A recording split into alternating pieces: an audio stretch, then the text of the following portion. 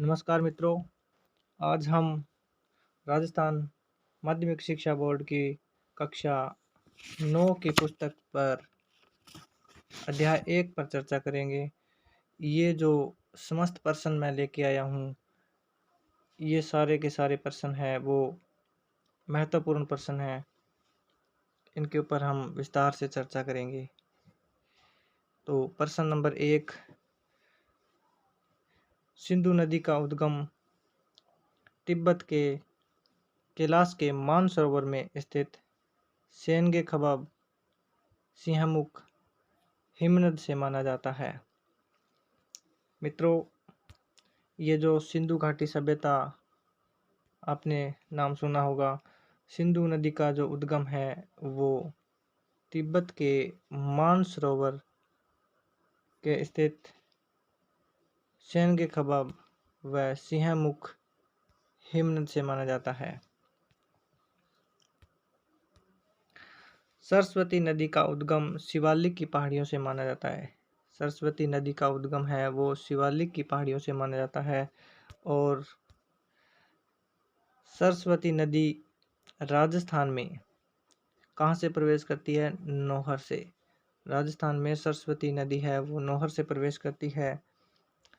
सरस्वती नदी राजस्थान में बीकानेर जैसलमेर से होती हुई गुजरात के कच्छ के रण में प्रवेश कर जाती है। यहाँ ये जो नदी है प्रभास पतन के पास में समुद्र में गिर जाती है। तो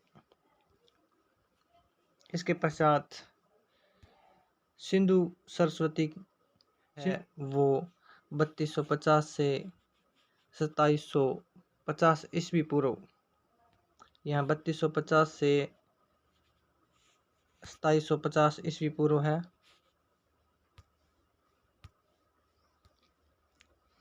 हड़प्पा सभ्यता की खोज 1921 में हड़प्पा सभ्यता की खोज दयाराम साहनी ने पंजाब के मोंटगोमरी जिले में की। 1922 में राखलदास बनर्जी ने मोहनजोदड़ो की खोज की। मोहनजोदड़ो सभ्यता की खोज किसने की? तो मोहनजोदड़ो सभ्यता की खोज है वो राखलदास बनर्जी ने की। और अगर प्रश्न आता है कि मोहनजोदड़ो का अर्थ क्या है, तो मोहनजोदड़ो शब्द का अर्थ है वो मुर्दों का टीला। मोहनजोदड़ो टीले की खुदाई में 9 बार बसने व 9 बार उजड़ने के अवशेष मिले हैं। कौन सी सभ्यता के 9 बार बसने व 9 बार उजड़ने के अवशेष मिले हैं? तो मोहनजोदड़ो सभ्यता के 9 बार बसने और 9 बार उजड़ने के अवशेष मिले हैं। सिंधु सरस्वती सभ्यता से संबंधित 1500 स्थल खोजे जा चुके हैं। अब तक कितने? 1500 स्थल खोजे जा चुके हैं, जिसमें से 1500 में से 900 स्थल है वो भारत में ही है, जबकि 600 स्थल है वो पाकिस्तान में स्थित है।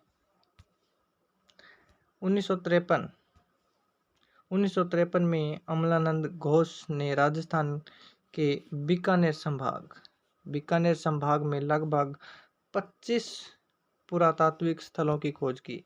किसने की खोज? अमलानंद घोष ने। कहाँ पर? बीकानेर संभाग में। कितने पुरातात्विक स्थलों की खोज की? तो 25 पुरातात्विक स्थलों की खोज की। किसने? अमलानंद घोष ने। और कब की? 1953 में की। ये जो सभ्यताएं हैं कहाँ कहाँ पर, कौन कौन सी सभ्यताएं हैं, इसके बारे में हम चर्चा कर रहे हैं। पंजाब में कौन कौन सी सभ्यताएं हैं? रोपड़ है, बाड़ा है, संधोल है। इसके पश्चात गुजरात की बात करते हैं। गुजरात में रंगपुर, लोथल, रोजदी। और गुजरात में ये रंगपुर है। लेकिन रंग महल की बात करें,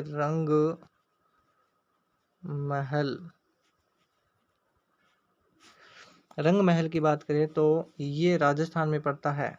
राजस्थान के हनुमानगढ़ जिले में ये जो कालीबंगा सभ्यता है इसके नज़दीक निकट पड़ता है। हरियाणा की बात करते हैं। हरियाणा में राखीगढ़ी, बनवाली, मिताथल और सिंधु सरस्वती काल में पर्दा प्रथा का प्रचलन था या नहीं था। ये इस प्रकार का अगर प्रश्न आ जाता है कि सिंधु सरस्वती सभ्यता में या सिंधु सरस्वती काल में निम्नलिखित में से कौन सा कथन सत्य है या असत्य है, तो यहाँ पर पूछ सकता है कि नहीं है, तो इसका ध्यान रखना है नहीं है, यानी पर्दा प्रथा का प्रचलन नहीं था। और स्त्रियां चांदी व तांबे के आभूषण, स्त्रियां हैं वो चांदी व तांबे के आभूषण एवं सूती वस्त्र पहनती थी। सिंधु सरस्वती काल में गेहूं, जौ, चावल, तिल की खेती होती थी।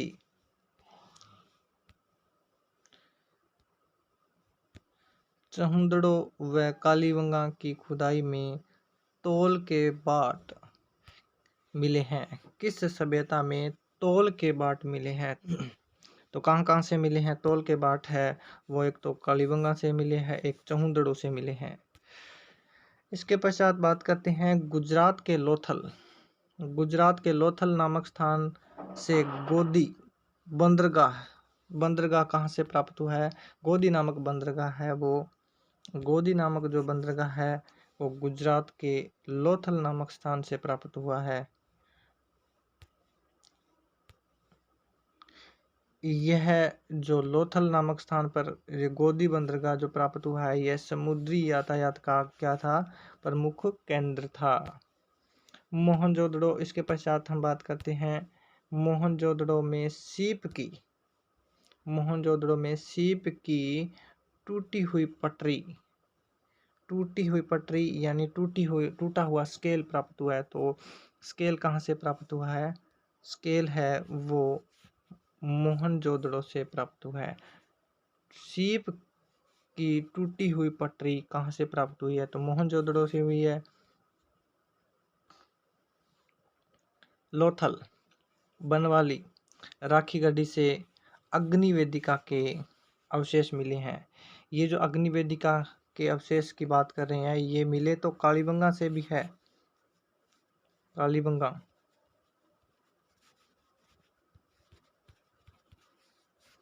कालीबंगा से भी मिले हैं, लेकिन यहाँ पर कालीबंगा की हम चर्चा इसलिए एक बार नहीं करेंगे क्योंकि ये जो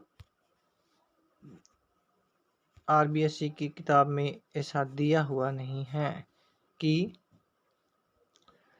कालीबंगा सभ्यता से भी अग्नि वेदिका के अवशेष मिले हैं। वैदिक सभ्यता का विकास करने वाले जन समुदाय को आर्य कहकर पुकारा जाता था। किस नाम से? वैदिक सभ्यता का विकास करने वाले जन समुदाय को आर्य नाम से पुकारा जाता था। तथा वैदिक सभ्यता का संस्थापक है वो आर्यों को माना जाता है। आर्यों ने जिस साहित्य की रचना की उसे वैदिक साहित्य कहा जाता है। वैदिक काल में कई परिवार से मिलकर क्या बनता है? ग्राम बनता है। जन के नेता, यह बात करते हैं कि जन के नेता को क्या कहा जाएगा? जन के नेता को गोप, रक्षक, राजन। यहाँ देखिए गोप, ये रक्षक, राजन, गोप, तीन चीजें आ गई इसमें।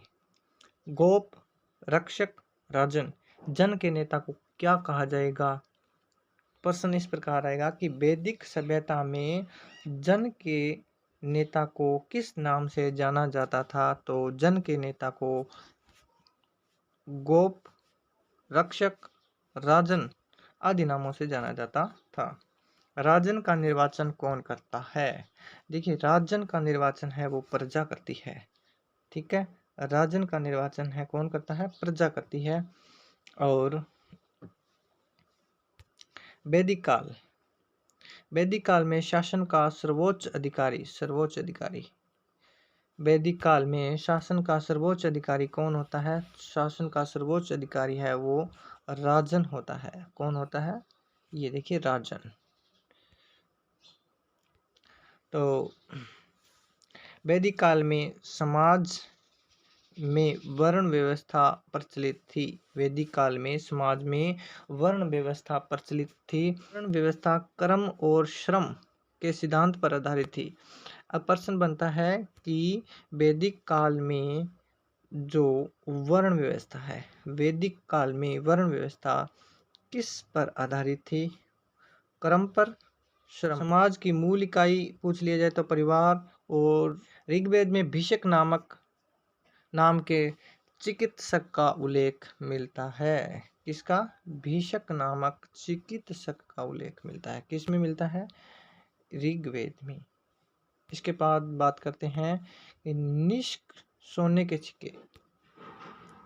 ये जो सोने के सिक्के हैं, निष्क सोने का सिक्का है, वो ऋग्वेद में इसकी चर्चा की गई है। कालीबंगा से ताम्र धातु के कृषि के औजार मिले हैं। कालीबंगा से कहाँ से?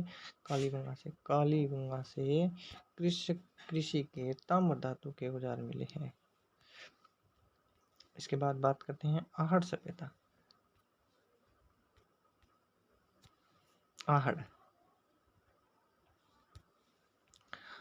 आहड़ सभ्यता कांस्य युगीन संस्कृति का मुख्य केंद्र है। आहड़ को ताम्रवती कौशल केंद्र बनाने का सौभाग्य मिला है। आहड़ सभ्यता को ताम्रवती कौशल केंद्र बनाने का सौभाग्य मिला है। यानी प्रश्न बनता है कि ताम्र युगीन कौशल केंद्र बनाने का सौभाग्य किस सभ्यता को प्राप्त है? तो आहड़ सभ्यता को कालीबंगा के पूर्वी टीले से। अगर प्रश्न आया था कि पूर्वी टीले से साधारण बस्ती प्राप्त होती है और पश्चिमी टीले से दुर्ग भी मिला है और उसके चारों ओर प्राचीर यानी दीवारें निकाली गई है सुरक्षा के लिए। कालीबंगा से जूते हुए खेत के साक्ष्य मिले। ये बहुत ही इम्पोर्टेंट प्रश्न बन जाता है। जूते हुए खेत के साक्ष्य कहाँ से प्राप्त हुए हैं? तो कालीबंगा से हुए हैं। कालीबंगा से धूप में पकाई गई ईंटें प्राप्त हुई है। यहाँ से मिट्टी के बर्तन व मोहरों पर सिंधव लिपि मिली है। आहड़ सभ्यता से तांबे की कुल्हाड़ियाँ। किस सभ्यता से तांबे की कुल्हाड़ियाँ मिली है? तांबे की, ठीक है, तांबे की कुल्हाड़ियाँ मिली है, वो मिली। आहड़ से बालाथल सभ्यता के लोग बाण के फलक, ये बाण के फलक की बात कर रहा है। तो बाणागर, इसको, ये जो प्रश्न है यहाँ पर हम इसको वाणागर भी कह सकते हैं।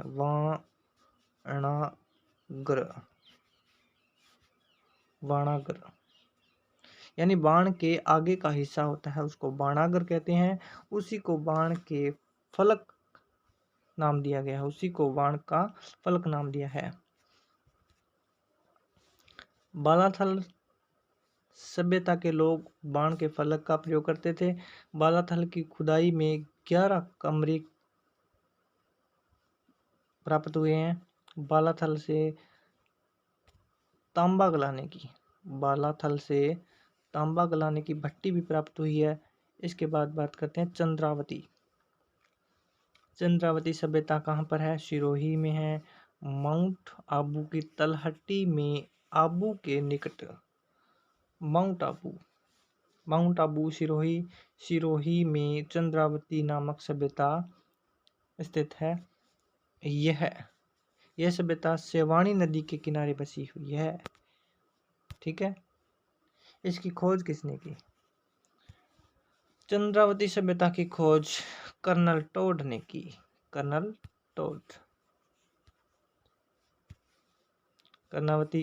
चंद्रावती सभ्यता से 33 मंदिर जो हिंदू जैन धर्म से संबंधित मिले हैं। चंद्रावती सभ्यता से अनाज पीसने की घट्टी, ये घट्टी दे रखा है लेकिन यहाँ पर चक्की होना चाहिए था। मैंने इसको कॉपी करते हुए हूबहू लिखा था, लेकिन यहाँ पर मैं इसको मानता हूँ कि ये शब्द है वो चक्की होना चाहिए। पीसने की चक्की मिली है। यहाँ के भवनों में, चंद्रावती के भवनों में घोड़े व मनुष्य की मृण मूर्तियाँ यानी जैसे हम घरों में टांग देते हैं ना, उसी प्रकार से वहां पर भी मूर्तियां टंगी हुई प्राप्त हुई है। चंद्रावती के अभिलेख व ताम्रपात्र माउंट आबू संग्रहालय में स्थित है, यानी माउंट आबू संग्रहालय में संजो कर रख दिए गए हैं उसको। चंद्रावती परमार शासकों की राजधानी है। चंद्रावती सभ्यता है वो परमार शासकों की राजधानी है। और ये जो यशोधवल धारावर्ष से है तो परमार शासक से है। परमारों के पश्चात यहाँ देवड़ा राजपूतों का अधिकार हो गया। सिंधु सरस्वती, ये इंपॉर्टेंट प्रश्न है। सिंधु सरस्वती सभ्यता नगर नियोजन के लिए ही प्रसिद्ध थी। है वैदिक काल में वर्ण व्यवस्था क्रम पर आधारित थी। वैदिक काल में यहाँ गीजे का पिरामिड मिस्र की सभ्यता से प्राप्त हुआ है। ये हमारे रीट में नहीं है, इसलिए मैंने इसको नहीं बताया। आहट सभ्यता ताम्रवती नगरी और धूलकोट कोट नाम से जानी जाती है। और इसके बाद हम चर्चा करें कि बालाथल सभ्यता है वो उदयपुर में बल्लभ नगर तहसील में है। बालाथल सभ्यता उदयपुर में बल्लभ नगर तहसील में स्थित है। धन्यवाद।